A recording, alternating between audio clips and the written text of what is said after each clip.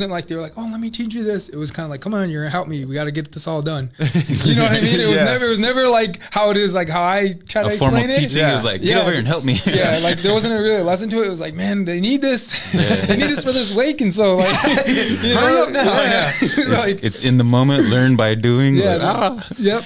Exactly right. All right, so welcome to this week's Clan Podcast. Your hosts are Jonathan Buhlman, Miko Sampson. And then this is a Clan Podcast. That stands for Cultural Language Arts Network. So the theme of our podcast this week is we're introducing influential role models in the Twin Cities community. And then Johnny, he's a part of our community. So I'm sorry, but go ahead, please introduce yourself and what you do and things like that. Yeah. Again, I'm Johnny Crow, and I'm Oglala Lakota from. I guess I always like to say my parents are from Pine Ridge, South Dakota, because I was born and raised here in Minneapolis. But I also did go to high school on my reservation in Pine Ridge. So, but for the most part, my family that I know because a lot of us have big families. The family I grew up with is here in Minneapolis, and this is where I call home. Okay. Yeah. Awesome. Okay. Well, yeah. So you're born and raised born and raised in the Twin Cities, right? Yeah. Southside Minneapolis? Yes. I was born here at the university. I was the first in my family born here. So. Oh, okay. Did your parents move here from South Dakota, or how did that work, or how was that transition? So just it's interesting how my family ended up here, and I'm the first in my family to be born here. So I'm like, a lot of people don't talk about that, but I just feel like I'm a first generation city native, because I come here and a lot of my friends would be like second generation. At least my friends, I felt like that I really respected their family. I felt like they had really already had roots here, and my family was figuring it out. But my family moved here in '88, the year I was born. They came here prior to that. I had an older sister at the time, and she had leukemia. So she had treatment at the Children's Hospital or at the university. And when my mom was pregnant with me, she would travel back and forth between the reservation and being with my sister. And my sister, unfortunately, she passed away. And before she passed away, I was born. My mom was here. Yep. And so I was born at the university because they were living at the Ronald McDonald House. Oh, yeah. Yeah, and I was actually born early, so my mom was hoping to, she always was like, I'll have all my kids on the reservation in the same place, Yeah. And I was like a 10-pound baby, and I was 2 months early, and that's how I ended up being born here in the Twin Cities. And I'm actually, and then after that, my mom doesn't talk much about that experience, but what she has shared with me is like two of the reasons she decided to live here is because my sister passed away here and she felt connected to her. Oh, yep. And then I was born here. So my mom said shortly after I was born here and then my sister passed away, she decided to just live here. Oh, okay. And that's how my family moved here, and slowly more of our relatives came here. Yeah. I'm familiar with your nephews and most of your family. Yeah, I'm familiar with most of your family, so that's really cool. So then your family moved here first, and then it kind of like trickled in more, and cousins, brothers, sisters, things like that. Yeah, exactly. And then my dad too. So both my parents are from Pine Ridge. Yep. They're from like opposite sides of the reservation. And I have a lot of my dad's family here and my mom's family. So every time I run into someone that's Lakota, I'm like, the odds of me being related to you is super high. Yeah. Like my wife's pregnant, and I think she's our doula or midwife or both. She was like, yeah, I'm Lakota, and I'm related to her through my dad. Like her grandpa and my grandpa were like brothers. She's a Crow, but her last name isn't Crow. But I thought that was interesting, and to me, that's always how it's been. It's like somehow I'm related to like every Lakota I meet, like through my mom or dad. So it's always a good surprise when that happens. It's awesome to feel that type of connection, though. I think when you go to like a foreign place in like cities or something like that, and you find somebody that's like you, like, hey, that feels so much better to have that type of, like familial ties, and it just feels more comfortable to be in a place like that. And also, of course, with somebody that's helping you with something like that, that's epic, man. That's like, it's almost like so much of like an indigenous like serendipity, because who of all people would you guys have preferred to have other than somebody from your own family, for instance, or even especially for someone with indigenous knowledge? That's really cool. Yeah, I really appreciate that. And I remember her mentioning that, like, that she had a grandpa that was a Crow, but she was like talking in a way like maybe we weren't related, but I was like, are they from Oglala, like South Dakota? And she was like, yeah, and I was like, yeah, that's my family, like we are related. It's awesome. Yeah, small world. It's funny too, because a lot of natives too, you like you just kind of once you kind of figure out who they are and who their family is, you're like, whoa, that's my cousin. You're just like, hey, that's like what? And then you figure out, like, you ask your mom, and your mom's like, oh yeah, like they're cousins, but like they grew up with their grandma or something. So it's like that was my sister, or that was my brother, but we moved away like a couple years ago, But it's kind of crazy how native households or native families are, You guys are a lot closer than it seems to be, until you figure out who their parents are, who they're related to, and you're like, oh my God, it's crazy, small world. That's pretty cool. I think for you mentioned that you went to school back on the reservation. Yeah, so that it goes into like my whole upbringing here. So the reason why I like to talk about being a first generation here is a lot of times, I don't see it portrayed too much. I remember growing up, I seen a movie called Grand Avenue. And my family really related to that. Like my experience as a kid here in Minneapolis was that, like, the struggles of like trying to figure out a new place, a new home, of like dealing with poverty and violence and gangs and drugs, addiction, domestic violence, shelters, homelessness. You name it, anything that's a problem in our community, my family, has a PhD in it, I like to say, experienced it or lived it. You know what I mean? Like, we're talking about generational trauma now, and I'm like, hey, I know a lot about that. Like, I experienced a lot of that. But yeah, part of that is like growing up in experiencing poverty and homelessness, and my mom being a single mom for majority of my childhood was, I was adopted once I was like got into high school, that took me to South Dakota, which is like, I got adopted by a really great family there. And so I finished high school there. And so, and so that was interesting, of like growing up in Minneapolis and knowing the city, and that's all I know. And then going back to the reservation, and that was a whole nother experience of like almost a culture shock. Yeah. In the weirdest sense that you're going home. Yeah. And I remember people were looking at me and being like, you're not from here because you don't look like us. You don't talk like us. As far as like how I dressed. And I didn't even know I was different. I was like, what? Everyone talks like this. And they're like, you talk so fast and you say this word and you don't. You say this word. You sound weird when you try to say res words. You don't say in it. Yeah. Yeah. If you don't mind me asking, what high school was it? I went to Red Cloud High School. Okay. So, yeah, I went there and I really liked it. The only thing I didn't like was like, I guess I just didn't grow up in it. So it took me like a year or two to adjust to everything there. Yeah. But as far as like sports wise, I loved it. It was great to have so many other like Indian boys playing the same sports, and you know what I mean? I like that because I seen older boys, really athletic and really hardworking, and it made me push myself even harder than, I did previously, and take things a lot more seriously, and just, I don't know, like building a brotherhood with them. So that's awesome. What sports did you all play? I played, but basketball was the main sport I played, and I did track and I did football. Oh, right on. So track, were you like a distance or a speed runner? I was speed. I liked the 100 because it was quick and over with. Right. You just like hung out on it. But yeah, I was better at the 400 and the 200. Oh, wow. I hated the 400 because I always felt like I was going to cry and throw up at the end of it. Yeah, right. But like I won races, that was like the only race I knew I could get first place in. And I used to hate it. Like, and it was like a weird feeling where I was like, please, I know how to run this right. Oh, man. But it was like the only one I'm winning at. So that's crazy. Yeah, coach is like, yeah, just do it, and you're done. You're like crying. You got this. Yep. Holding up your trophy, crying. Yeah. I don't want to do this no more. My legs felt like noodles. Like, yeah. Yeah, I didn't even know there was a technique to it. Like, because it's a small school and a lot of coaches are volunteers, and our coach was like a cross country runner in college. Oh, right. That's a different So style. he would tell me, he was like, I'm really sorry, I don't know how to like coach you through this.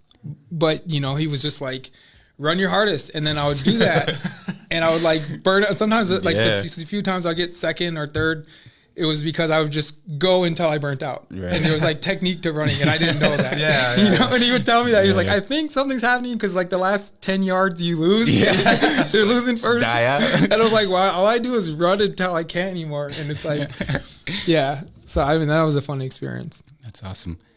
And that's something that I think very well carried you into where you are here in the Twin Cities. And you moved back here after that?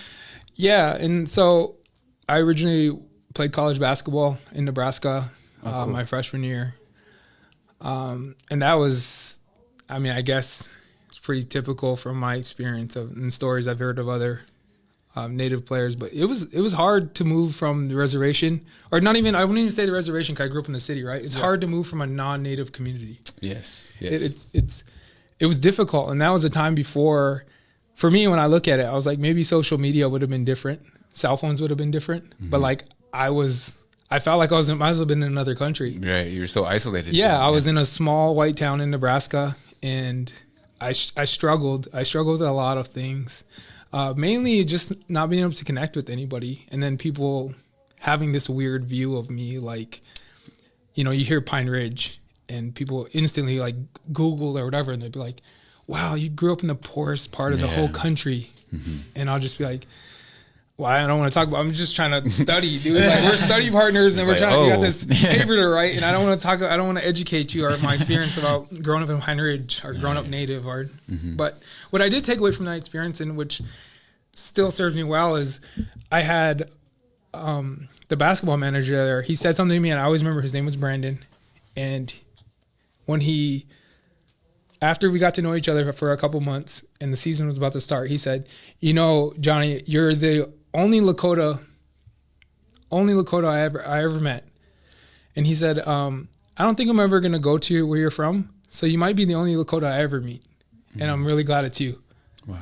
And I don't know, that just kind of like hit me, That's huge though. I mean, it does make people think about that stuff more when you realize how impactful it is.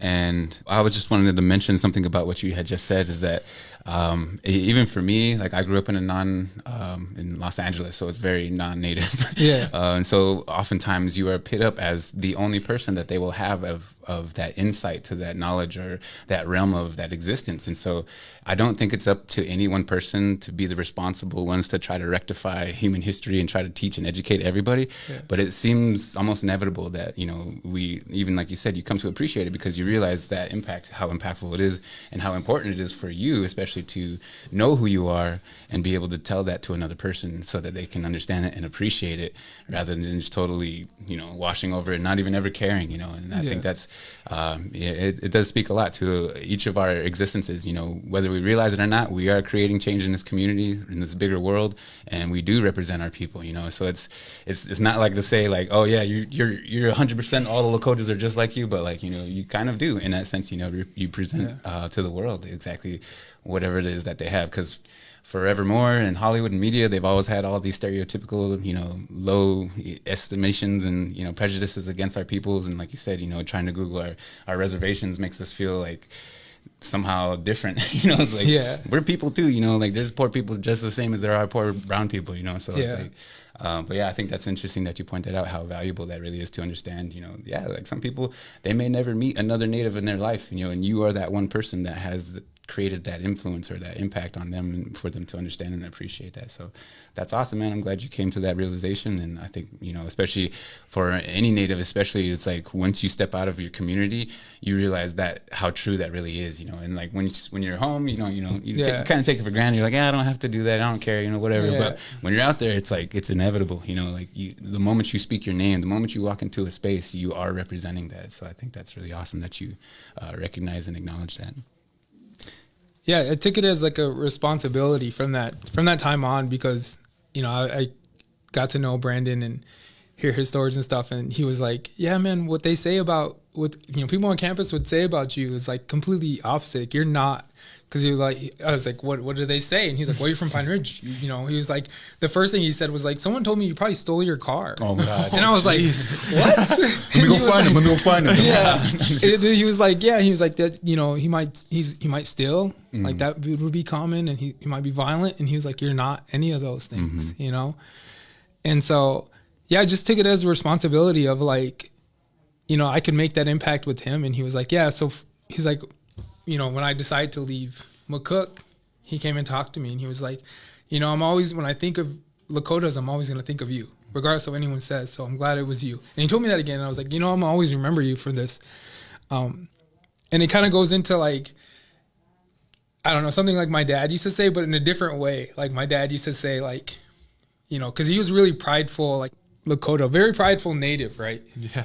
And he was very proud about that. He was very proud about being Oglala, being Lakota, but specifically being Oglala, and he would always tell me like, he goes, you're as you get older, everyone's always going to say, I'm Oglala. And he goes, that's cool and that's important. But he said, what's more important is that other Oglalas will claim you. So how you behave, and he used to say, you have to be strong. And he said it in the sense of like, he took being like a warrior as like tough and like almost crazy to a point, right? Because like, you're a wild Oglala and you never fear a fight, never back down from a fight. But it was like almost like, my dad grew up in a violent household, so he was like, he always like, I felt like he was seeking out violence almost, but he'd be like, never back down, and you want other Oglalas to claim you. Like there'll be, he'd always say like mild Oglalas, and they'll claim to be Oglala, but nobody claims them. He said, being Oglala where they'll claim you, and people will say, he's Oglala, I'm Oglala, he's Oglala like me, he's Lakota like me, he's Native like me. Be proud, do things that other Natives will claim you, because it's good that you claim being Native, but do something good where others will claim you. Right. Yeah. And so I took those two things, and I still use that today, where I'm always like, everything I do, I'm like, I'm being watched. And like in a good way. Like I'm being watched. I'm setting an example for somebody. And even if I'm not setting an example for them, I'm representing a lot more than myself. Exactly. So that's how I carry myself and I do things. That's good to be mindful. I think especially in the sense when you say like you're being watched. I mean, let's be honest, all of our ancestors are watching us. Yeah, that too. Yeah. But then also, again, like you said, any youngsters out there are definitely watching us. They're looking up to us in the same sense that when you saw people back on your res playing ball, you saw that, you admired that, and you looked up to that. And these are the things that we aspire to be, like these characteristics, these strengths, these good things that we see in people. We want to reflect in ourselves. And like you're saying, yeah, that's Lakota. That's just like me, Yeah. And so I think that's awesome for you to understand that and totally have that realization to be able to portray that and keep. I mean, let's be honest. There's tons of little ones out there that are just looking up to every little thing that we're doing, and we'll talk about more what you're doing in a little bit. But yeah, like it's certainly a sense of representation for yourself, for your family, and of course for your nation. We don't take that for granted, I don't think. Yeah, and then another thing too is I was going to bring back is it's a culture shock, isn't it? Like from going to the city to the res to Nebraska and a small town, it's just. And it's you're also setting like you're breaking generational curses by kind of traveling around and doing different things, and because I mean from my family, talking from experiences that we didn't. I mean, my parents grew up on the res and they moved to the city, and then I never left the city. I've always stayed in the city, but I would go visit my res here and there. But it is a culture shock from going from the city to the res, and you're just like, whoa, what the heck? This is, or yeah, they look at you kind of crazy, like, whoa, you say this like that, or they really say it was really funny. They would go, in it, or a whole or another one is I can't remember. It's just funny how they talk and things like that. But I mean, I just wanted to see like, or talk about more about moving to Nebraska for a while, like that culture shock. Yeah, I've been to actually a few colleges. Oh, for real? Yeah. So originally, when I was in high school and I played ball there, I was adopted by a family, and by the Casey family, and I always appreciate them because without them, I would never finish high school. Mm-hmm. I wouldn't be who I am today without them. So I feel like my path took a different route. You know what it's like growing up here. And to me, I always consider myself growing up in the 90s. And if you know anything about Southside in the 90s, is like gangs were were big. You know, like I grew up here on this block, and I've seen so many people get shot. My cousin out here got shot twice in the head and lived. You know what I mean? Like Yeah. I grew up in gangs, and I literally, before I met the Casey family, I thought my only route was like, besides trying to make money by hustling, was like, I'm gonna pick a gang, and then eventually I will go to prison. And I'm already prepared because I know more about prisons than I know about colleges or high schools because of all my uncles. Yeah. Right. And that's sad. That's sad to think about looking back, and I don't know how I made it through it. But thankfully, you know, I didn't follow through on that route. But as a young man, I had no, you know, my dad was a street warrior out here. Yeah. My uncles were, all my young uncles, you know, they were in their 20s. They were all in gangs in and out of prison. And that's all I talked about, and that's how I made it normal. So when I met the Casey family and they adopted me, they, you know, Tom Casey had a degree. You know, he was a solid man, and his sons and his daughter were solid people, you know, very kind. And it was a different lifestyle where they didn't talk about violence. They didn't talk about gangs. They didn't talk about drugs and alcohol. And it took me a while to adjust, but I just like, it felt natural to go into a family like that. You know what I mean? And then they're like, they spoke to me like, they would always correct me and be like, not if, when you graduate high school, when you go to college, when you get your degree. And just like those words set my mind from like never thinking about gangs or drugs or alcohol or like partying. It was just like, Or like I was in a direction, and they led me. And so when I graduated high school, I got a scholarship to play basketball at McCook Community College, which is a Division I community college, which is different than the ones around here because down there, the Division I JUCO is like, the reason I went there is because that's where, like, if you want to go to Division I, then you go to Division I JUCO. Yeah. So like they have the better athletes, more athletic, and so I went down there and I did really well. You know, I pushed myself, and you know, I made the team, got a scholarship, and yeah, it was tough because all the players on the team were black, you know, and the whole town was white. And so everyone was like, who are you? Are you on the baseball team or basketball team? You know, and everyone knew me. Like, they knew me as like the Indian kid, it's like southern part of, we were like 10 miles from the Kansas border. So like everyone in the town knew me. Either they were really nice to me or they're kind of mean to me. But I just stayed on campus, you know, and all my friends were on the basketball team. Yeah. And I just stayed in my dorm room, stayed studying, stayed in the gym because I already knew, like, there were people in that town that made me feel unwelcome. Yeah. You know, they let me know. You know, and I was just like, I'm just trying to play ball. Like, yeah. So that was it was tough. I mean, it was tough because, you know, my parents, like I said, I was adopted, right? And I didn't have much communication with my mom. It wasn't my mom, you know, still figuring out how to be a mom. You know, I have a mom, you know, I love her to death. You know, I just love my mom, but you know, I looking at other people's experiences with their mom, I'm like, wow, I wish I had that. Yeah. You know, because I'm like, sometimes I feel like I'm the parent. You know, I check up on her. I do a lot of that. You know, so. But you know, like I said, when I was there, I was on an island by myself. You know, people didn't have social media and cell phones like that. I think there was MySpace, but like, I didn't know anything about social media. You know what I mean? And I didn't. Yeah, I was just there by myself. But it made me a great basketball player. It made me become the basketball player I could be there. Made you focus. It did, right? That's all I had. It's like all I had was this like hope on basketball, and it made me like eat, sleep, and dream basketball. That's awesome. You know? Well, in the same sense of it, when you think about where you were before that here in the cities, you know, like your scope on life and your outlook was only limited to what you saw was right in front of you. And of course, this other family, you know, gave you the vision, I guess, or opened that door and made you keep looking out that door instead of saying if, you know, it's like, made you step out there and actually go see what it was like. And so I think that's awesome that, you know, especially in the sense of like, to me, it shows that anybody's capable of amazing things, especially when you take time to dedicate it towards it. Like you for your basketball, for your sports, you know, or even just focusing on your education. Yeah. It takes time and effort to do that, you know, and it ain't no joke, you know. And sometimes I remember when even for in high school coming off the res, you know, we'd get teased, oh, what do you think you're going to go to college? You think you're going to be big? You know, it's like, actually, yeah. You know, I don't want to be stuck here forever. I want to travel. I want to see things, you know. So I think that's part of what that helped. I mean, it's really enlightenment, I think, part of it, but then also the empowerment movement for the words for to change your mindset was really huge in all senses. Because even when you think about the education and things that you were being shown before, sometimes it's weird that we think that's the only existence, but then some people really turn and revert and think, I'm going to do everything in my power to not live that way or try to rectify it or try to change those things. And I think without you saying it out loud, you are trying to create those changes in this community by being a better role model, by providing, services to the community, such as what you do. But even beyond that, providing positive input outlooks and, for everybody, not just kids, but even us as well, Yeah. I still, to me, I'm always like, I'm trying to lead myself, Yeah.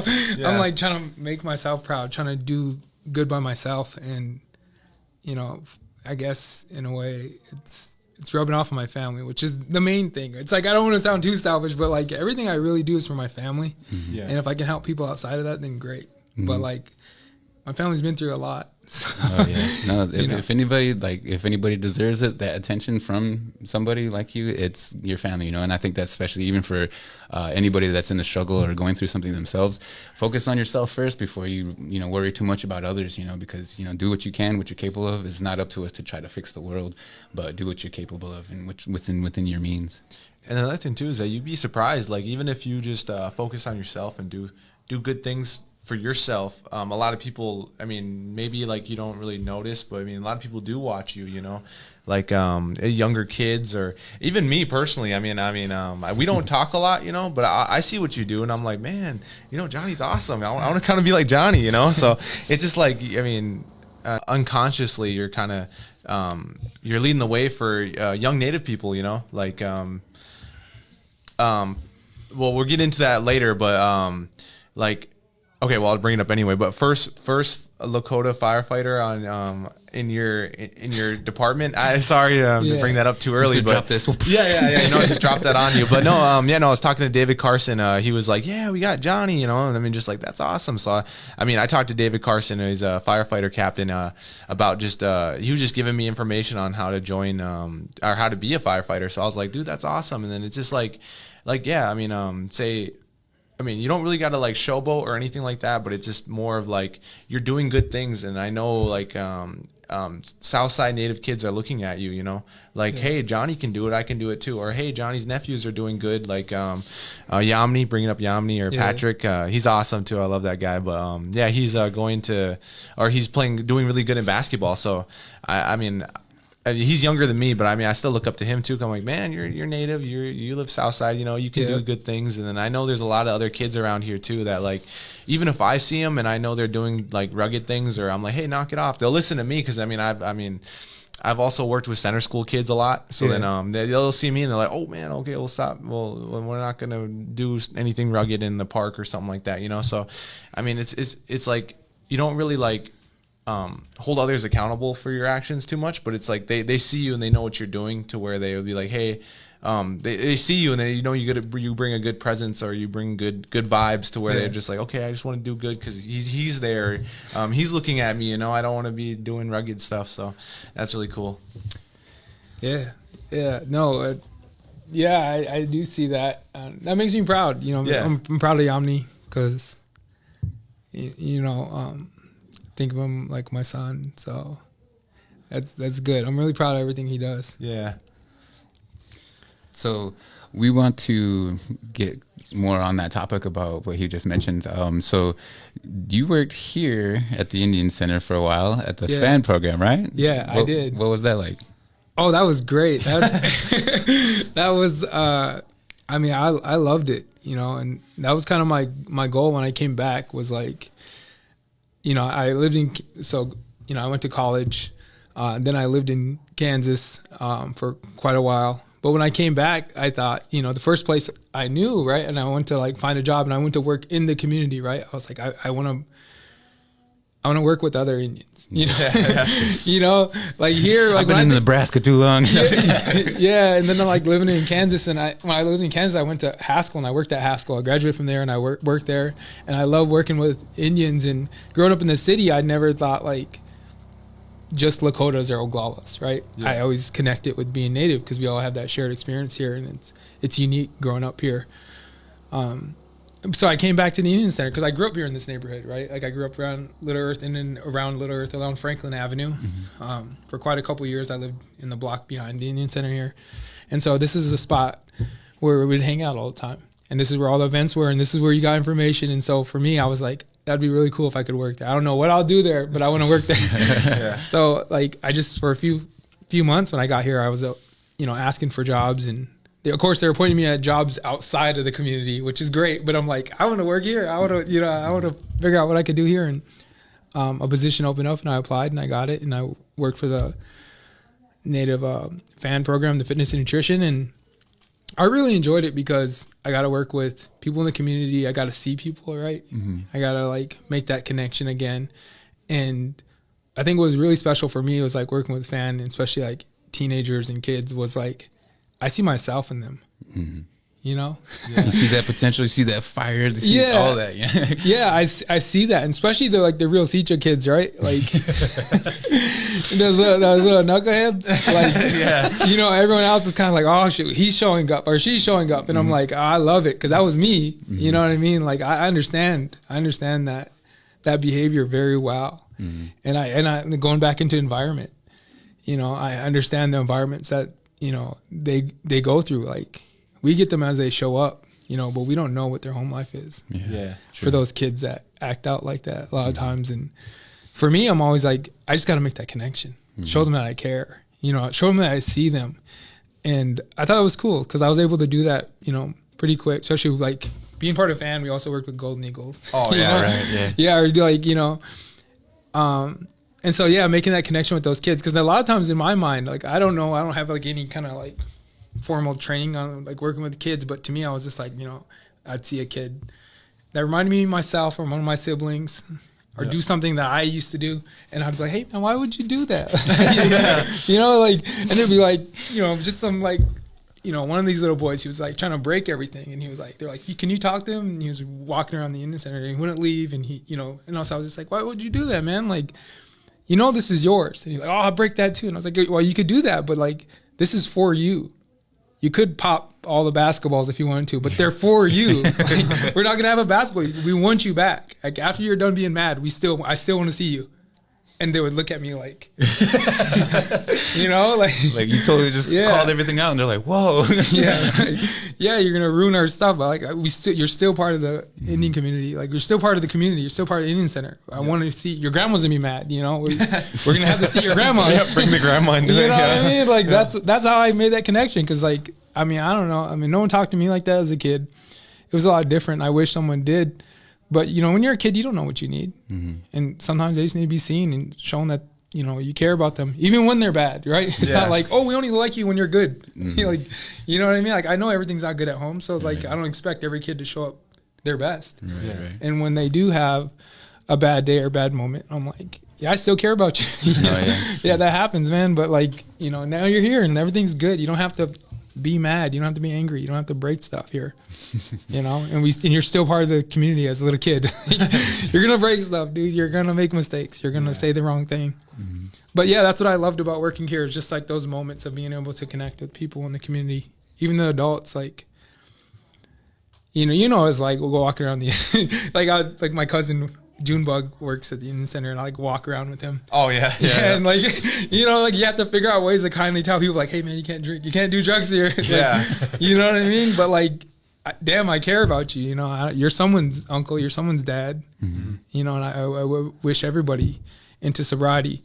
I pray for them all the time, and to see that, I'm like, it's a weird feeling, because I'm like, you can't be here doing that, but also like, you don't want to just kick them out into, and let them not be seen. Because so they were looking for that connection. They're looking for some type of, Yeah, so that's like, going into my mindset of being like, I really care about this person, but I'm like, come back when you're sober. Come back, this isn't you. Come back when you're better. Like, come back. We want you here, but not right now. Not right now, but you're gonna come back. Yeah, not that guy. I was like, come back tomorrow, man. We'll have food for you. Like, come back tomorrow. And so it's like things like that to me is like not even like on the resume or job description, but like that's what I love, because I grew up around the Union Center and I've seen all this, like, it's still kind of the same in a way. A lot of the similarities we're still working through. But at the end of the end, that goes into like every family's in every family here is like, they're in a different healing process. Like I said, being a first generation, like if your family just moved here, I'm sure you're going to deal with a lot of those problems for first generation. Second generation gets a little better. Then you meet natives here in the city that are like third, fourth generation, and you're like, damn, you own a house. And they're like, what? They're like, y'all can drink alcohol, casually, and smoke cigarettes casually. Like, Yeah. Y'all don't lose your, like, my family takes a drink, they might lose their job and not work for another year. Or their place, yeah. Yeah, you know what I mean? You might be at Mary Joe's in a month if my aunt takes a drink. But, that's generation. Like, I feel like that's something else a lot of people don't talk about, like different generations of being in the city. And so I'm like first generation, so I feel like a lot of weight's on me of like, I have to really be on my stuff. Mm-hmm. Yeah. But I don't know, in my son's generation and my grandkids' generation here in the city, things might be different. Mm-hmm. I mean, things will be different, but like as far as like the same concerns, they might not even, like my son doesn't know poverty like me. My grandkids definitely won't know poverty like me, you know? Yeah. It'd be like a fairy tale. It'd be like, you lived in a homeless shelter? You slept at the park? Yeah, you guys played in the dirt? What is that? Yeah, like, I tell my son these stories, like, just so I can, give him some like reference points of like, of where we come from as a family and what we've been through. And like, I don't want to make the same mistakes. So like, he goes a Cockroach, which is now, he calls it East Phillips. And I'm like, when I was a little boy, that was the safe place for me. I used to sleep on that bench. I was like, the playground used to look different. But like, when the party got too crazy at my house, we snuck out with some blankets and we slept under the picnic table. Wow. You know what I mean? Like, so I always like to tell him those stories, and he always like, I don't know if to believe you sometimes. I'm like, I don't need you to believe me right now. I just need you to hear me, because one day you'll understand these words. You'll appreciate what those things are and what they mean. Yeah. Yeah. That's right. So shortly after here being at the fan program, you ventured off into all kinds of amazing endeavors. Yeah. So, working at the Indian Center, some of the, I guess, a coworker and some people from the community recommended me to like, you should work in Indian education. And I honestly, I didn't know. Like, I didn't understand Indian education. Obviously, I went to school here. I went to Four Winds. Yeah. And I went to a lot of schools, but I always went back to Four Winds. It seemed like every year we got evicted or we lost our place and we moved. And then I went to another school for a month or two and I came back to Four. Every time we found housing, we came back to Four Winds, which, if you don't know, it used to be like the neighborhood school, kind of like center school. Yeah. But like for, K through or Head Start or whatever to 8th grade. But yeah, I got into Indian education. I didn't know what Indian education was. That someone recommended. They were like, you should apply to, I think it was like Apple Valley or somewhere. And then I was like, if I do that, I want to be in the city. I want to be yeah. I was like, I don't want to be out in the suburbs. But so I applied, and I got the job. I got a job at Robbinsdale School District, which is like north side. It's like the suburb surrounding the city. So, and yeah, I didn't know what to expect. I was just hoping to me, how I saw it, just like working at the Indian Center, I was like, I immediately thought like, how can I connect to these kids? How can I help them? How can I help these families? Because I noticed like to like not have community support, which is a big thing. It's like it's a struggle to not have that community, not to see other people. Even if you don't talk to them, like just seeing other natives in the stores feels so good. Yeah, just give them that nod. Yeah, you know what I mean? We're here. Yeah. Or there's enough where you don't have to even acknowledge each other, where it's just like, oh, that's another Indian family. That's another Indian family. You know what I mean? Like the cashier or, security, whoever. Yeah. That's a good feeling. But like, I noticed like to like Robbinsdale, like, it doesn't seem that far, but it is. And to make that connection with those kids, that was great. And I really enjoyed my time with them. Like, I was more about like getting kids and families together. And I was like, this is what's important. Yeah. Like, community is what's important. I learned that from the Indian Center. I was like, community is what's important. So I was like, yeah, we're going to talk about your grades. We're going to talk about resources and stuff. But I was like, let's just acknowledge, and like, it's important that we all make it together. So like, I met with every group of kids at every school I worked at once a week. And it was a priority for me. Like, it wasn't mandatory of me, but I was like, I need you guys to get together and know each other, see each other. Whether you know it or not, like, you're here for each other. You guys have this connection. Yeah. And they're all from different tribes, but they're all like in Robbinsdale having the same experience of being like the only Native kid. I was like, most of the time we're going to break up in this classroom. I'm going to go to a meeting and I'm going to be the only Native. You're going to go back to math class and you're going to be the only Native. Mm-hmm. But like, we still have each other here in this school. Like, you're not alone. Yeah, You yeah, know what sure. I mean? It's good to know there's others. Yeah, right. So, you know, I had a lot of fun doing that. And, you know, I got to see the opposite side of that because I worked, you know, working in education and then going to school in Minneapolis public schools. I got to see kind of like what the teachers that I had were kind of experiencing, you know. Sure. Although I will say, I think Indiana is a lot bigger than when I was a kid. No, yeah, Yeah, for sure. most definitely. They got a lot more support. And Yeah, there's a lot of yeah. understanding and recognition to the value of that, and especially for populations of Native students, but even non-Natives get a lot of from this type of experience and events that are hosted in that way. So I think that's awesome. How long did you do that for? I was there for 1 year. 1 year. Yeah, I made it 1 year, and then I got the Minneapolis Fire Department, their training fire academy stuff started, and Right. so I was really sad to leave there. And you know, when I let Robbinsdale know, I let the kids know when I got my like acceptance into that, and I was like, I'm not gonna make it back next year. And I didn't, you know, to me, I'm like, I don't know if kids are paying attention most of the time. But like the moment I told them I was gonna go, like they were like, why? You're like, I'm happy for you, but like, you know, I'm gonna miss these groups and I miss this activity, and I don't know, it made me feel really good, you know. It made me realize like what I was doing was important and it had an impact, even if it was like a handful of kids. Like it was cool, you know, because we did a lot of the stuff kind of like what we do here at the Indian Center, you know. Like I just repeated what I knew, which was like what was I taught and what is important. And so for me, like I was like, what can I teach them that's useful? And so I was like, let's talk about sage. Let's talk about tobacco. Let's talk about water. Let's talk about medicines, right? Talk about food. Talk about community. Like these things to me, like, well, I thought Indian education, that's what's important to me. Yeah. Right? Because they're already going to get math and science and all that stuff. But I was like, what's important to us? You know, let's talk about it. Because a lot of times we don't talk about it. And sometimes I realize like not all the kids have the same resources. Like we all don't have elders. Right. Not the same elders. We can't think that everyone has the same kind of elders.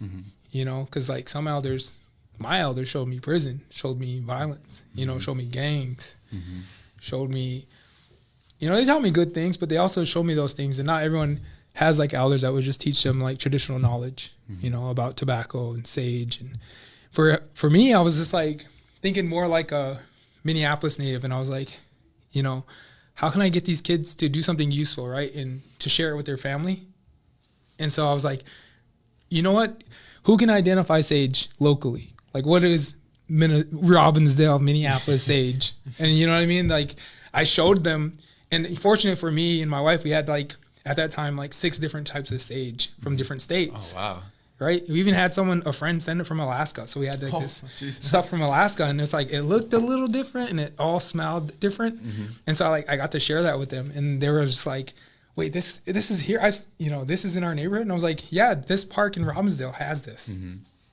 And I think that's when like a month in, some of the kids really start paying attention because they were like, you know, I picked sage. And like one of the girls told me, she was like, I picked sage. And my grandma was like, I made her cry. I was like, and you know, it was just like, what? Like, what do you mean? She was like, well, I don't know. She was like, I don't know. I guess like me picking it. She said it was important, not the sage. But I was just like, yeah. And so I was like, well, let's go on to the next one. So we talked about, you know, traditional tobacco. And then we talked about sweetgrass, right? Like how to identify it, what it looks like when it grows here in Minnesota. Because I know the main thing for me was like, I don't want you guys buying this. Like, you're just kids. Like, you know what I mean? Like, yeah. And I was like, and as an adult, it still feels weird to buy it. Yeah. You know what I mean? Like it feels weird to buy it. Yeah. But I also told them, I was like, yeah, let's go on that. Like, you know, I think you gathering it and making it and taking your time and attention to give it to a relative is a huge impact. You know what I mean? Because we're all given tobacco, but like, can you imagine like your kid giving you tobacco that they harvest it? Like, you know, obviously that's what that grandma felt. And so I wasn't even thinking about that. But the moment she shared that with me, I was like, whoa, this is something important. This is more important than I thought. Like, I was just trying to give them something useful so they didn't have to buy, because kids were like, because I gave them all a little bundle of sage, and they're like, this is like $10. This is like $15. And I was like, no, like, it doesn't have money. Don't sell it. Yeah. Don't sell it. And I was like, hold on, this is free. Like, you know, so I was Medicine focused is on free. that. And I thought that was the best part of being at Robbinsdale. And then I also helped them get a grant to plant a traditional I guess they called it like a traditional garden. A prairie garden or something. No, it was just like to plant sage from Minnesota, and then like chinchasha, red willow, right? Yeah. And they had cedar trees and sweetgrass. Oh wow. So that's what they're planting in Robbinsdale this year. Well, they did. So I haven't got to go look at it myself yet, but I think they were doing it at 4 schools, and they were going to use it for kids to go to the garden, and they can identify and then find it in the community. That's good. Which was like the important idea, which I was like, we gotta, because they're like, I don't know how much we can grow if they harvest it. I was like, no, that's not what's important. What's important is that you show them, So they know. and they'll look at it and they can hold it in their hand, and then they can go out and they can get it themselves. You know? Even in the sense of like indigenous like harvesting, you know, it's not like we totally deplete one plant so that it's gone. You take just enough so that you have enough, and then it'll continue fruition to the next, you know, season. So Yeah, which went into like an important part there, because they were like, when I was leaving, they were like, well, how do we take care of it? What do we do? I was like, you know what? I was like, you don't have to water it. Like, how many times you have to water it? I was like, you know what the problem's gonna be is like, first of all, don't put fertilizer on it. Second of all, it's gonna spread. You know what it's naturally supposed to do? Like, like literally, communities suppress it from growing. So I'm like, all you have to do is plant it and let it go. Your problem with the school grounds is containing it. Once you plant it, more is coming. So I was just like, you know. And so I was like, yeah, you don't have to worry about like nature is like when it rains, it, like all that, it's gonna have everything it needs because this is where it belongs. No, that's true. There was, if you go to the science centers and museums, they talk about the indigenous plants and how, I would say diverse and their versatility and surviving droughts. Even like the plant that we see sticking out of the ground is like this much. Yeah. And they pulled the entire root system out, and it is massive. It's taller than us. And so these plants, these natural medicines and plants that exist in these places, they are the best suited for surviving here. And they, like you said, they need the littlest amount of effort to get them going. They just need space. Just give them space, give them time. Yeah. And a little bit of song sometimes, maybe a little bit of tobacco here and there. Yeah. No, that's awesome. Hopefully other school districts or even other Indian Eds, like even Minneapolis Indian Ed would, did they talk about doing that at all? Like planting different traditional medicines to see how that goes? Because I mean, even me growing up Southside Minneapolis, I didn't know. I mean, I still I know how to harvest sage, but I don't know how to harvest chinchasha. So it's like, I mean, that would just be a cool like thing for kids just to grow up. Even like maybe like, it doesn't have to be like a course or anything. It's just be like, hey, come pick some sage, or hey, come. This is what it looks like. Hey, this is really cool. And then when they grow up, they'll be like, oh my God, I really appreciate that they showed me that, So, do you know if any other school district or any other? I don't know if the school districts are, and it's always like, to me, like even working in Indian Ed, to me, I felt I was still trying to figure it out, and I feel like I still am. I'm still learning, because I'm like, sometimes I'm like, I don't know what to share, what I should share, what I can share. And sometimes I'm like, things you grow up with, sometimes you take it for granted, some of the things, you know what I mean? Like I didn't know just learning how to harvest sage or chinchasha was like, it's something my uncles did, and it wasn't like they were like, oh, let me teach you this. It was kind of like, come on, you're gonna help me. We got to get this all done. You know what I mean? It was never like how it is, like how I try to explain it. Formal teaching is like, get over here and help me. Like there wasn't really a lesson to it. It was like, man, they need this. They need this for this wake, and so like, hurry up now. Like, it's in the moment, learn by doing. Yep, exactly right. So like. Yeah, even like a lot of like the plants and medicines I learned. My dad was a street warrior, so when he went back to the res, it was all like just a hustle. Like he could make wojapi and team like pick up all that stuff, and he was just like filling up buckets, and they were out and I was just like, to me, it wasn't like this like awesome learning experience. It was like, man, I remember being out there in the hot. Like, my dad was like, we fill this up, it's like $10. Like, out in the wicked weeds, cutting sage, way out in the woods, you know. Oh geez, off of the dirt trail. You're like, okay, get out and drop down that 10-foot ditch and then get into that sage bundle over there. Yeah, exactly. Geez. So working in Indian Ed, I don't know if Minneapolis is doing it, but I will say I have an uncle. I don't know if you guys know like Hokohe drum group. Yeah. So my uncle is James, and I'm related to him through my dad, and I've seen that he has on his. I don't know, his like a community when they sing and stuff and they do stuff, he did chinchasha, and I thought that was cool. Like that was the first time, because I didn't know. For me, I was like, should I do this more? Because to me, it wasn't like, I don't know. I'm always worried because there's always people that like, there's good elders that will teach you stuff kindly, and there's some that will like very harshly judge you. You know, and I am like, is this too much? Is this? But also, to me, the reason I did it at Robbinsdale was like, well, while I was having those thoughts, I was like, what's more important, these kids or like what people are going to say of me? Yeah. You know, and like rather than ask for permission, I would ask for forgiveness. And I'm like, what's important to me is teaching these kids this stuff. You know what I mean? And as kids, we don't have money. You know, we don't. You don't have you can't resources pay like for that that. teacher. Yeah, right. You can't And so I was like, drive over to their house and say, "Hey, man, show me how to do this real quick." yeah. So I was like, what's more important is like, again, teaching them this knowledge, right? And I wasn't like for anyone but them. And that was what's important. So I'm like, still, I look back on that because someone was like, we should like record this. And I was like, no, I don't want that. This is for these kids here. And somehow we're going to reach the rest. But like, for now, I was like, what's important is like, I'm going to focus on these kids.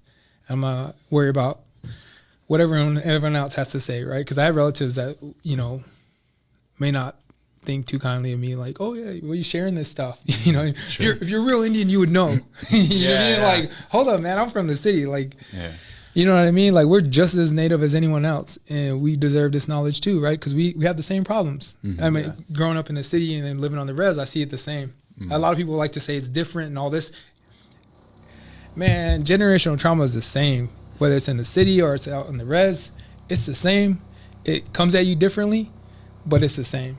You know what I mean? And I'm like, we all need the same medicine, though. You know what I mean? We have the same trauma. Like, we need the same medicine to heal.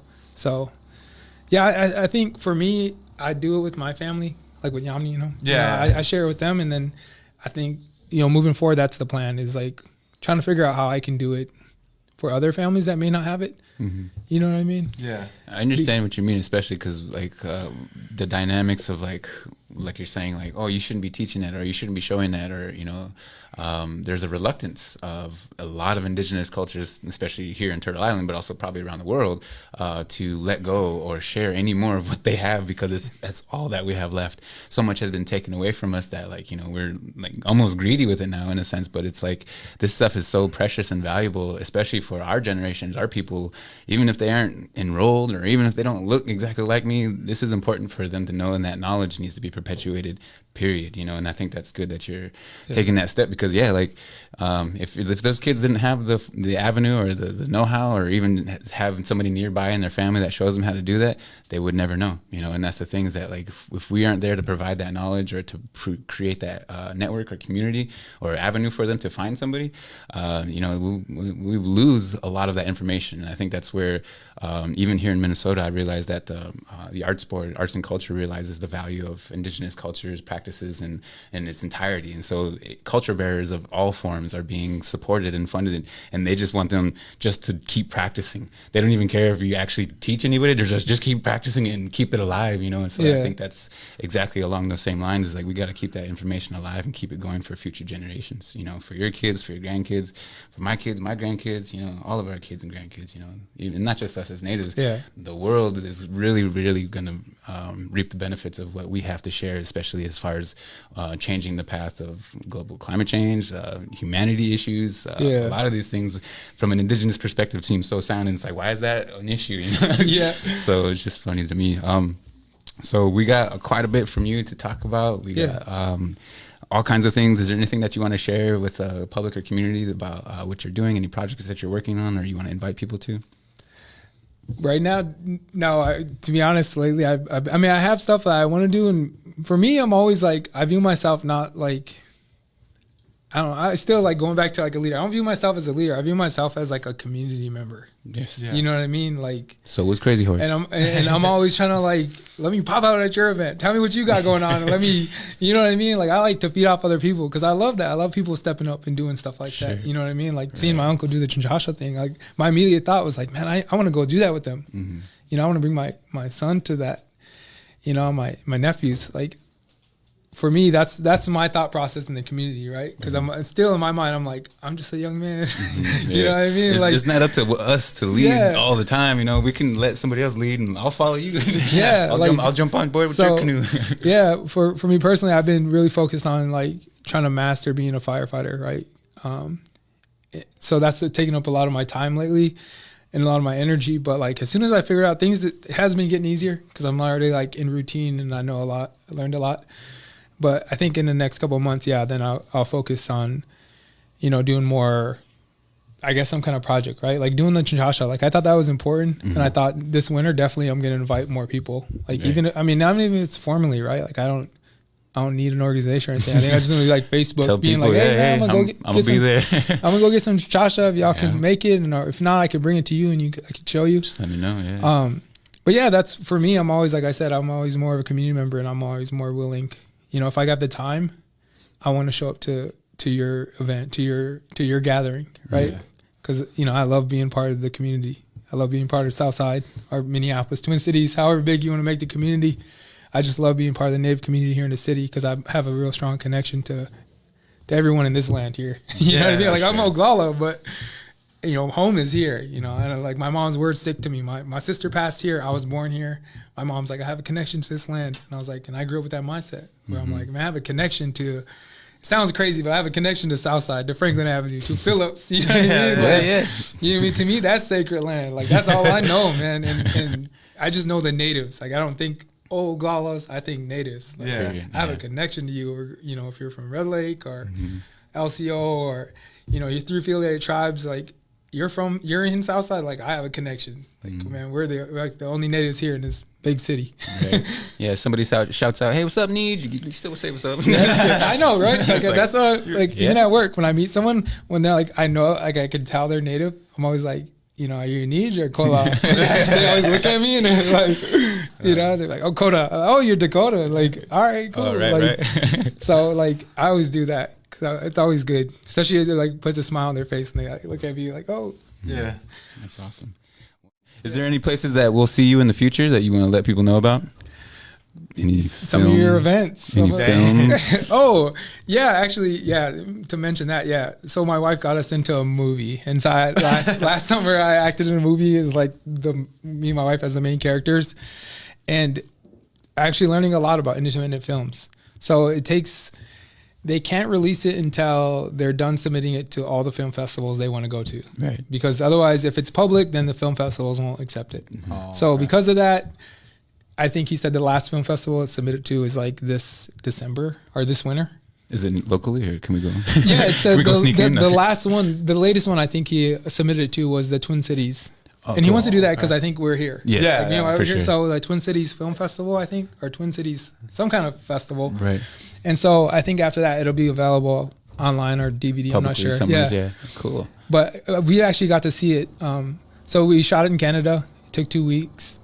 Well, actually, I don't remember how long it was. Maybe 3 weeks. It was a while, though. It was right after Sundance. So that's what I'm talking about. I don't remember too much because like I went to Sundance.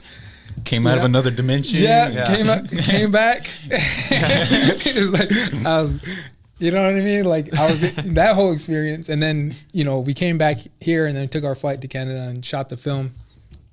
And it was a great experience to meet all those natives up there. And there's like Lakotas, Dakotas, Nakotas up there, which was cool. Oh, okay. Yeah, Nakotas.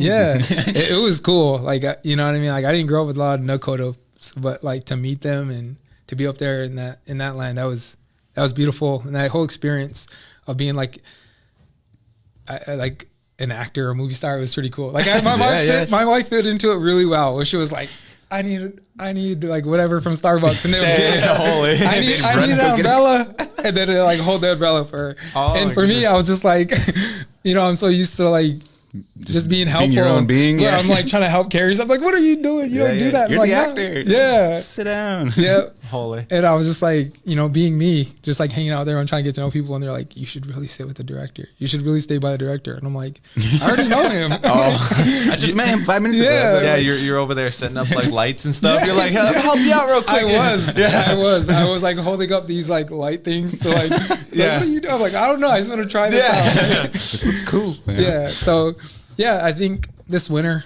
probably sometime after January, we'll be able to share it in the community. And hopefully for my goal is like, I think if whatever the Twin Cities Film Festival is, people in the community be able to like purchase tickets and view it. But like, I already talked to the director, and I'm trying to work out where we can like rent a theater and have like a public, free viewing for the community. And I feel like being from the community and knowing like the Native community here, I think it would be great to have a lot of people see this, because it is a really great story, and it's a pretty cool film. It's weird for me to see myself on film, but like, I don't even think that's me. Like when I watched it, I was like, that looks like my brother. You know, like am I watching my brother? Like, because I'm like, I don't even act like that. I'm not serious. I don't Like, remember saying that. If anyone knows me, like I can't, like in that film, it was so hard to not smile all the time. Like I just would have. We want you to be a stoic native. Stop smiling. Yeah, like I had to be a little serious in some parts, and I'm like, I don't even know how you capture that. Like, you must have slow-moed that because I don't remember being that serious. I don't remember being that serious You must have before. slow- Like paused your face and your wife's talking and you just paused your face you and then up. unpaused your face and started talking again. Yeah.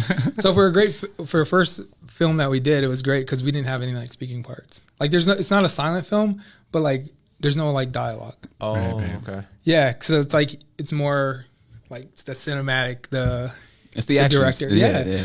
And so they did a great job. That's what I mean. So like seeing it, I'm like, dang, I didn't even like. That's I don't know cool. how they captured those emotions through the film. Like it's amazing what they do. But it was a great experience, and the film goes like a traditional couple meeting, and it goes into the idea like you're always supposed to meet, right? Like everyone you meet in your life, okay. you're Yeah, supposed to yeah. cross paths with. So like, I meet this couple meets in traditional times, like pre-colonization, right? Like Yeah. before like white people came. So in the traditional village, they cross paths and they meet, and they're trying to meet, but like everyone in the community is kind of like, you know what I mean? Like you In can't the just, way or yeah. something, yeah. And then at the same time, another storyline today, like what would happen if that same couple met today? Like what happens when they meet today and how those obstacles to meet, Similar, okay. yeah. you know, and that they make that connection. And so it's like bouncing back and forth through the end. And then you got to watch the end to see what happens. But That like, sounds cool. That sounds really cool, man. Yeah, I already bought a ticket. It's 30-minute short film, and like I said, just be prepared. There's a lot there's like music and stuff and background people talking, but like as the two characters, we don't talk. Oh, okay. How did you get into that? How did that come out? It was actually during like the beginning of the pandemic. Like my wife mentioned it, and she was like, "Oh, we should do an interview or something like that." I think we did a video. I can't remember. Or Oh, we like an did- audition? Yeah. Yeah. And we're just like on the computer, and I didn't think anything about it, you know, because lately I've been seeing a lot like audition for this movie. So it's kind of one of those deals we did, and she was like, "They're looking for a couple, and they have to be in love because there's no It has to be talking." in love. It has to be real. Yeah, she's like, the director said it has to be real, right? Because then there's like, they're not talking, so it has to make that connection. Like, so yeah, we did it, and I forgot about it, and I don't know how many months later, maybe it was like a year later. I don't know, it was a while. It felt like a while, and my wife brought it up, and she was like, "Oh, we got another, they want to meet us, like on a Zoom." And I was like, "What?" She's like, "Yeah, they want to talk to us, and you know, they want to know like how we met and who we are and stuff." And there's like however many more couples that they have, but then they'll decide later on. And then sure enough, more months passed, and then she was like, "Oh, they picked us." And I was like, "Oh yeah." And it was just kind of, I think we were just, I forgot what we were doing, but I completely forgot about it. Like, "Oh, that's cool. They picked us." You know, and she was like, "It'll start this in like a year or wherever, you know, a long time down the road." And I'm like, to me, it's still not real. Right. That Yeah. seems such a far away thing. Yeah, It's as like, it that's a got good idea. closer, That's a it cool started idea. to hit me. And then after we came back from Sundance, then it really hit me where I was just like, "What? We're going to Canada?" Like I had my passport and I'd never been out of the country. And That's awesome. yeah, that was a great experience. So yeah, that definitely, it's called Calling, and it's by Jacob Pratt, who's he's Dakota. Yeah, and he's a actor, filmmaker, and yeah, he did a great job. Like, I mean, I don't know how he made me look like an actor, but he did. It's called movie magic, man. yeah. So he's amazing, and I think it was his first film. So I'm really excited for him to share that, and Right on. I'm excited for my family, and I mean just all my family and friends to see that. And then I really want to show it here in the community. You know what I mean? Because like again, this is home for me, and yeah, I just want to share that with them because I'm like, I don't know how I had that opportunity and how it came. It just did. But like, I mean, I feel like I just want to show people in our community that we can do a lot of things. Yeah. Even if we don't see it, you know what I mean? Like I was just, I'm sure you never thought you'd be an actor. yeah, right. I never thought I would be at the freaking Hollywood Walk of Fame when we premiered it there at the Yeah, Chinese Theater. And I that's was epic. like, I was there, and that was pretty emotional because I was thinking back to being like, man, I remember being on Southside, and I never thought this was, this wasn't Yeah. even in the realm of possibilities. I was just trying to do the next best thing that was for me. And somehow it led to that. And I thought that was like amazing and beautiful that somehow all the choices I made led me to there. And that's why I thought of it. You know what I Yeah. mean? So I just want to share that with people in the community to be like, you may not see a better day or better situation, but like just take the small step forward and eventually you're going to, who knows what you can do. You have to You know step what I mean? out there and for that opportunity to present itself and for you to be able to jump on it. You know, Yeah. that's Yeah. so cool. I mean, it also gives a lot of kids hope too. You know, like I mean, not a lot of kids may know that you grew up Southside. You know, but then Yeah. like. I mean, like once you like either tell them your story or like, hey, I grew up here too, or hey, I was just like you know, and then they look up, they're like, whoa, really? You know, I mean, a lot of kids will, I mean, you kind of see them sometimes, they'll get bright eyed and they'll be like, what? And then they'll Yeah. kind of listen more, you know, because they'll be like, Yeah. oh my God, really? You tell them, or you just kind of just tell them, they'll listen, you know. And yeah, I feel like you give them a lot of hope because then like, hey, I mean, if you could do it, they could do it too, you know. Or if they just keep staying good or just staying down that red road, or they don't even got to be good. Sometimes a lot of kids Just got to work on that bod. yeah, no, I mean a lot of kids too. I mean sometimes they do make mistakes, you know, but I mean, even in those mistakes, they still like, that's not the end, you know, Yeah. that's not the end. I mean, Yeah. if they go to jail, prison, whatever, I mean, you still have an opportunity to do good. And then, Yeah. especially because I mean, you're native, we're native, and then natives they can do good, you know. Yeah. Yeah, it's just it's really cool because it gives a lot of people hope, and then especially actor, man, that's crazy, you know. Like, Yeah. I mean, when I met you, I was like, Johnny's awesome, man. But then I was like, holy smokes, he's an actor now too. And then like I think like a couple months later, I was like, oh, a firefighter now. I'm like, oh, Yeah. jeez. I know. I saw one of my friends from Yeah. Indian Ed. I saw her recently at the Indian Ed conference, and she was like, "It feels like since I met you, you've really grown up into a man." I was like, you just have all these amazing things happen. And I was like, Yeah. "Wow!" And she was like telling me all this stuff, you know, just that I've been doing the last couple of years. And I was like, "Wow, I wish you could just follow me all the time. You make me really, really good." You need to remind me of that a little Yeah. more often. Huh? Yeah, I was like, wow, when you put it like that, I was like, wow, I guess, I am really blessed. And I think it is important, right, for me, like always to make that connection with people. I always feel myself in their shoes, right? And being here from Southside, I realize as an adult, not everyone has my experience, but I hope that for me is like, I just want to reach out. Like if I could find someone in my situation when I was a kid and I can help them, that would mean the world to me. You know what I mean? Because I've been in a lot of hopeless situations here on Southside. And that's why I'm like, when I meet kids and, they're like, oh, I did this and that, and I've been through that, or you don't know. And I'm like, as crazy as it sounds, like I've actually been, I do know. Like, you know what I mean? I always feel like, I guess a lot of natives could be like that, to be like, our bottom is like, we always know someone could have it worse, which is true for me too. But like, I've been through a lot of things here. You know what I mean? I've been through, like I said, we've been homeless and alcoholism, everything that you would think of a first generation.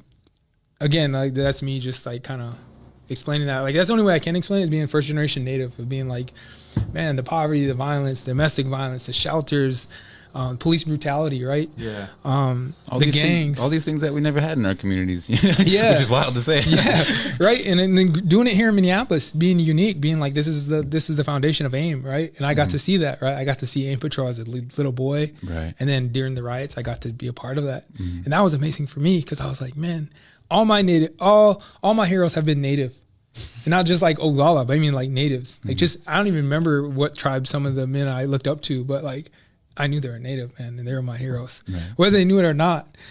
And that was just a great experience to be from here. And I feel like that's why I wanted to be who I am here, because I had an opportunity to like try to be a police officer somewhere else, but I was like, I'm gonna do it here, because this is home, right? These are my people, whether they know they're my people or not. Like, you're a Southsider, we're family. You know what I mean? We have a big, even if you're not born and raised here, right? If you're just living here, you have this experience. You understand what I'm saying? Like when we say, gangs, violence, all of our problems we have in this community, which are shared in Indian country, but like we're connected to this land through this experience together.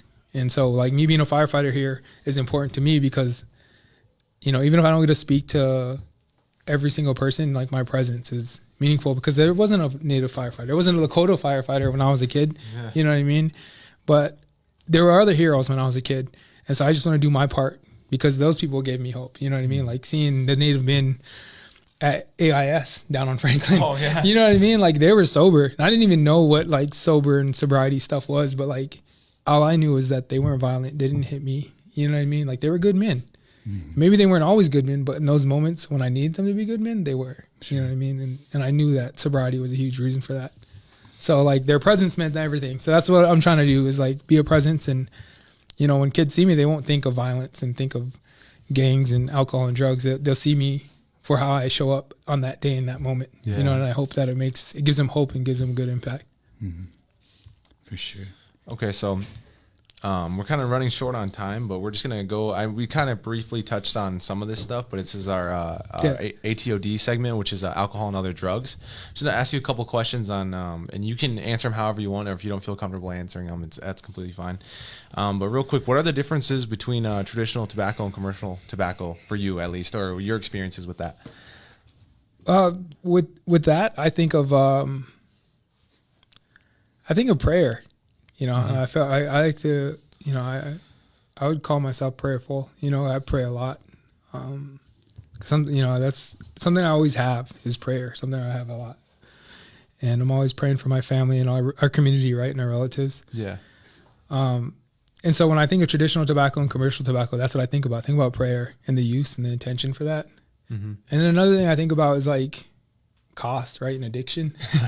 You know what I mean? Like they gave us, you know, somewhere in there, they gave us commercial tobacco, and it became from prayer, and it came towards what it is today, which is like an addiction, right? And only now our own relatives are talking about it as an addiction. Where I remember being like, you know, kids say the most honest things, and like, you know, why are cigarettes bad? And then you, at the same time, another day, your mom or your relative might be like, I'm praying every time I smoke my Newport.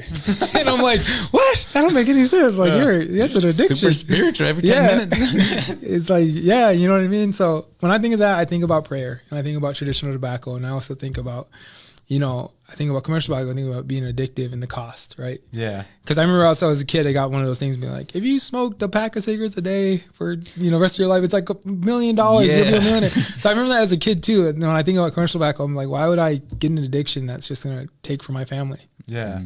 You know, which goes into like the importance of family for me is like, I was just like, I'm not going to do anything that's going to cost me money away from my family. And so commercial wise, that's what I think about. And I think about the addiction and the chemicals and all the problems that come with that.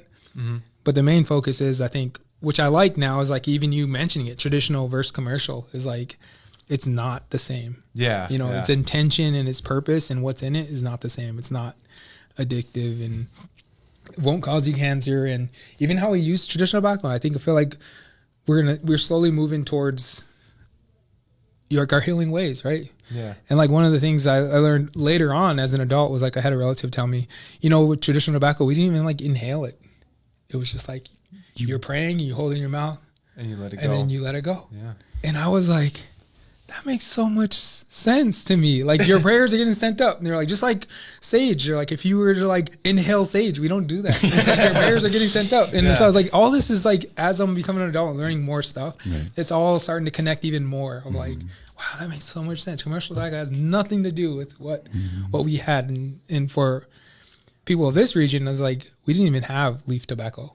Yeah. You know what I mean? Oh, right. Yeah, we didn't have leaf tobacco. And so I learned a little bit about like where leaf tobacco came from. And then you learn about like Anishinaabe people mixing, you know, or red willow with leaf tobacco. And that's why it's called Kinnikinnick, because it's like they told me it's like a mix. And so they were mixing it. And then the tribes on the east had the leaf tobacco, and that's where that came from. But even that was like, didn't have chemicals, you know? Yeah. So that's what I think about. I think about prayer, and I think about, I don't know, addiction. Which goes into. I mean, that's commercial tobacco. You know, I mean, especially nowadays it's vapes. You know, or it's really easy for kids to get addicted because then they kind of market it really rugged. You know, with kind of candy flavors, sweet flavors, things like that. You know, it's just. Very addictive, and then could cause problems in the future, you know, especially when kids are getting addicted to it very young. Yeah. But real quick, what's growing up, have you seen tobacco being used or misused? Yeah, I seen tobacco be used often. You know, I see it. Well, first of all, I'd like to say I seen it used at ceremony, which I like to focus on. Yeah.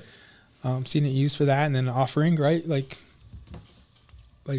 spirit plates, right? Like before, like big family gatherings or gatherings in the community. I always liked that. You know, I was always fascinated with that because I was like watch the person pray and like see where they put the food, and I was always so curious to be like, how do I do that? You know, you know, like trying to learn because there's like no formal thing. You just grow up seeing people do that.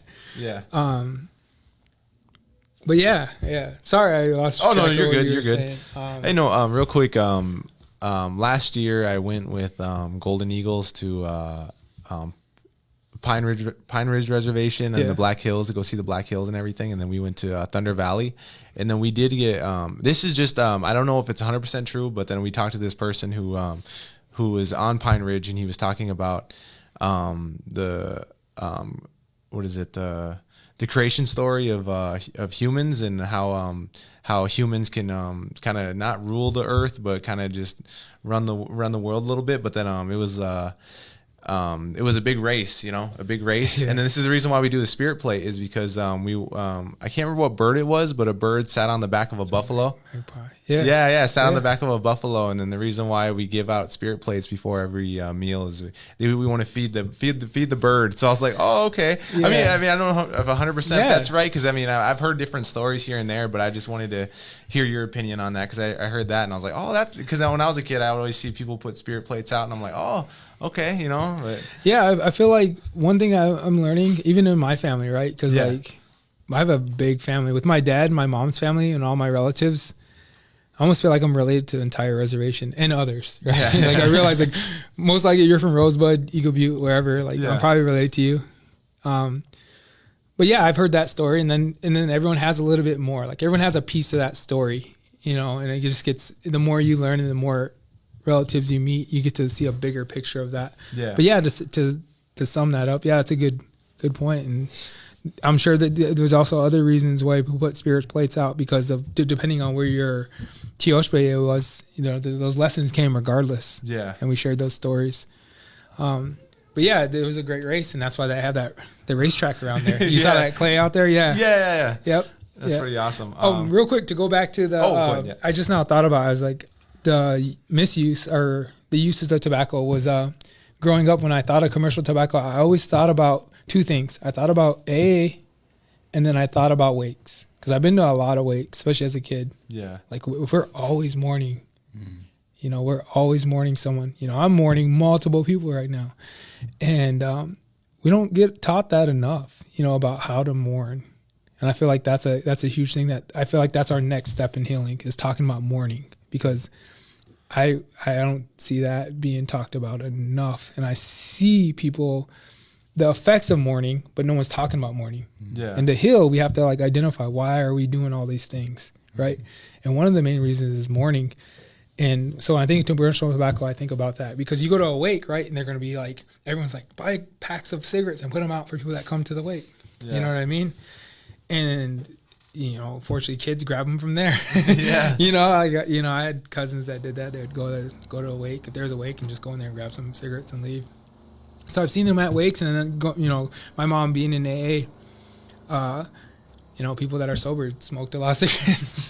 So that's when I think about commercial tobacco. I think about those two things. Oh, okay. Yeah. But yeah, going into the racetrack thing, I know the story, and I've heard the other stories that all these stories, which is amazing, is like, as you spend time with the elders and community, you learn that all these stories are like connected, like really connected. Yeah. Like they lead, like, no wonder we tell stories like that. Like we tell a story and we're like, wait a minute, this goes into, that's another story. But it's like, that's how those traditional stories go. So like that racetrack story goes into another one, another story, and they all have these teachings. And then you'd be surprised too. I mean, like, Meme Egoisi isn't here, but he's our Anishinaabe, or he's our Ojibwe language teacher. Yeah. But he also tells stories too, and I know his family tells stories. They come to our family fun nights, and they teach like star knowledge stories. But it's kind of weird. It's kind of funny too, because then like you'll hear their stories and you kind of compare them to like Lakota, Dakota, Nakota's teachings and their stories, and you're like, oh my god, and they're so far apart, and then they're kind of so eerily similar. So it's like, oh, it's really cool too, because then you just like, okay, you hear what Anishinaabe stories, and you're just like, whoa, that's crazy. Like that's kind of very similar, and you know, but they're so far apart. So it's kind of really cool.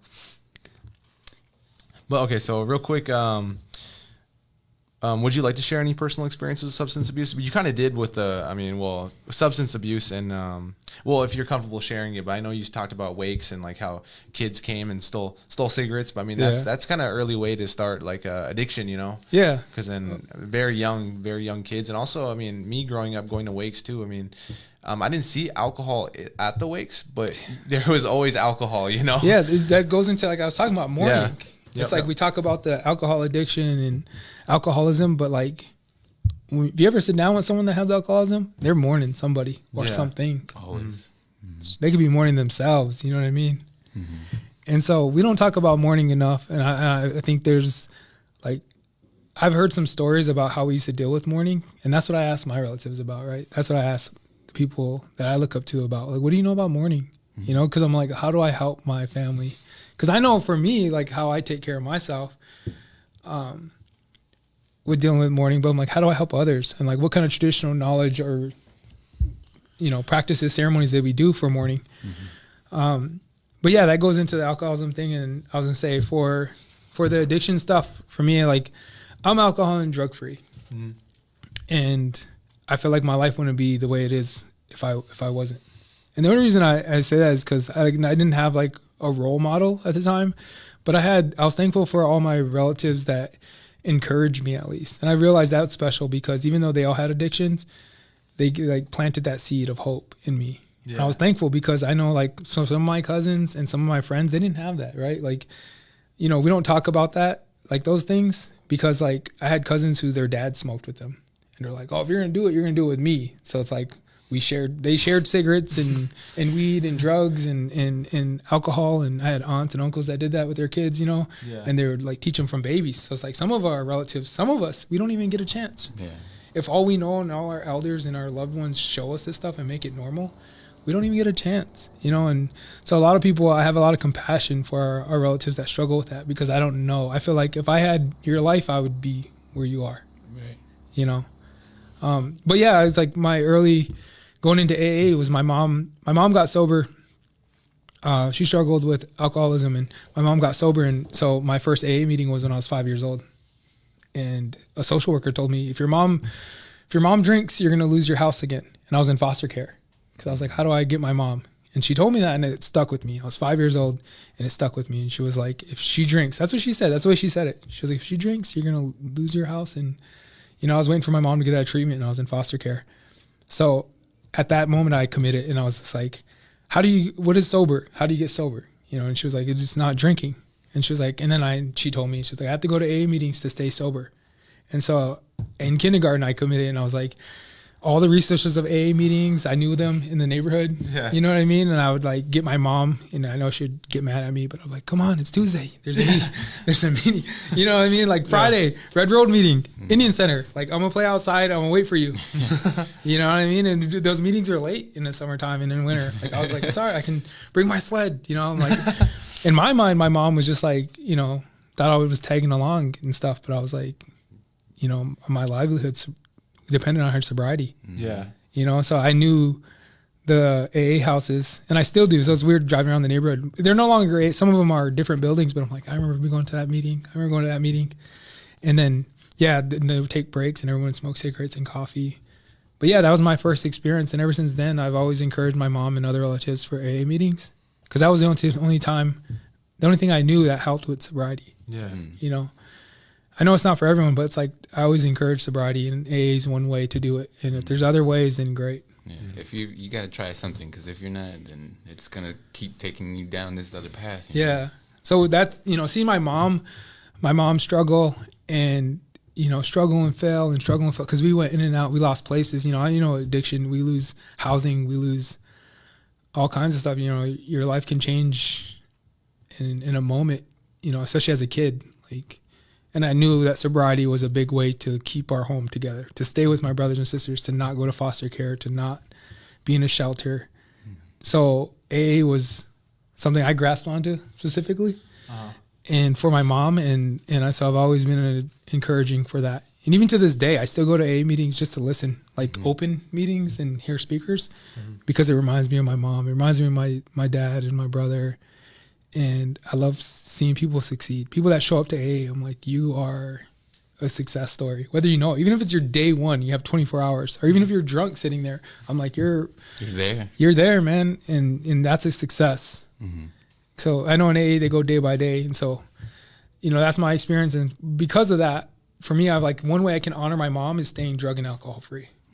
Not to say I haven't tried cigarettes when I was a kid or, tried a beer, but like, the one way I learned as an adult was like, I'm going to honor my mom. And I was so thankful for her for like fighting for her sobriety, even though like we had to go through, see her stumble. I learned later on, like addiction takes more than one time. It'll take you a dozen times to make long-term recovery. But like to see my mom fight through that, I was like, I got to honor that, man. And so that's why I just don't do drugs or alcohol, man. I think of my mom and I think of all my other relatives that still struggle today, and I'm still praying for it. But I try to honor them and everyone else that made it possible for me to be here. You know what I mean? Yeah, that's awesome, man.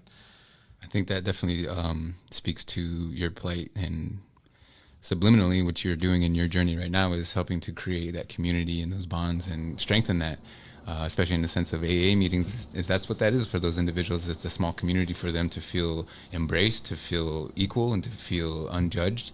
And then so when you think about, again, what you're doing for children and youth and, bringing them to this place where they feel comfortable, where there are others like them, it's certainly a strengthening of communities. It's what you're doing, man. I see that, and I want you to understand that and recognize that, because it's good, and I appreciate that. So thank you. Yeah, I was going to say real quick, like how deep I feel like my roots are so strong in the community. It was like, a couple of years ago, my mom told me about her journey with sobriety. Because now I'm always like, more aware and I have more time and trying to understand my upbringing more. So I asked to talk to my mom a lot.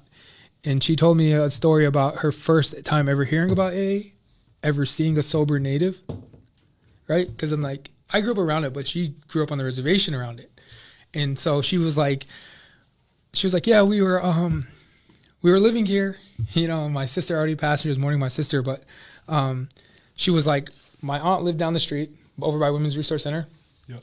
And she said there used to be a liquor store or a bar near here at the Indian Center. And she was like, I was walking and it was like, she was like, we were drinking for days. She was like, I don't know how many days we were drinking, but like everyone just keep bringing the beer. Oh, jeez. And she goes, I'm at the light here in front of the Indian Center.